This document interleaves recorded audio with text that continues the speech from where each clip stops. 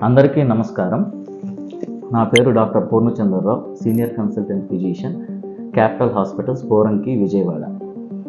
Today నేను మీ ముందుకు రావడానికి ముఖ్య ఉద్దేశం ఏంటంటే డెంగ్యూ జ్వరం గురించి. సో అందరికీ ఈ డెంగ్యూ జ్వరం లక్షణాలు అవి ఎలా ఉంటాయి అనేది అందరికీ తెలిసిందే. ఇప్పుడు అందరికీ గుడ్ న్యూస్ ఏంటంటే మనకు CDSCO అంటే central drug standard control organisation వాళ్ళు మనకు ఒక వ్యాక్సిన్ని అప్రూవల్ చేశారు ఇండియాలో. ఇది 40 కంట్రీలో అప్రూవల్ వచ్చింది. సో ఇది 0.5 ml సబ్క్యూటేనియస్ మనం ఇస్తాం. 2 డోసెస్గా దీన్ని ఇవ్వాలి. ఒకటి ఈరోజు ఇస్తే 3 నెలల గ్యాప్లో సెకండ్ డోస్ ఇవ్వాలి. ఈ వ్యాక్సిన్ అనేది ఏందిరా అంటే ఇది టెట్రావలెంట్, లైవ్ టెట్రావలెంట్ వ్యాక్సిన్. దీని యొక్క వ్యాక్సిన్ 4 సీరోటైప్స్ అంటే డెంగ్యూలో 4 సీరోటైప్స్ ఉంటాయి. ఈ 4 సీరోటైప్స్ని కవర్ చేస్తుంది.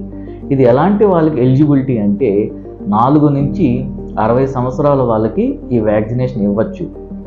అట్లాగే హెల్త్ కేర్ వర్కర్స్ ఎవరైతే ఎక్కువ ఎక్స్పోజర్ ఉంటుందో అలాంటి వాళ్ళు ఈ వ్యాక్సిన్ వేసుకోవాలి. అలాగే travel history to malaria dengue prone areas, ఎక్కడైతే మనం నిలువున్న ప్లేసుల్లో కావచ్చు ట్రావెల్ చేయడం ఎక్కువ, వాళ్ళలో డెంగ్యూ మలేరియా ఉన్న ప్రదేశంలో ఉన్న వాళ్ళు కూడా, సో వాళ్ళలో కూడా ఈ వ్యాక్సినేషన్ వేసుకోవాలి.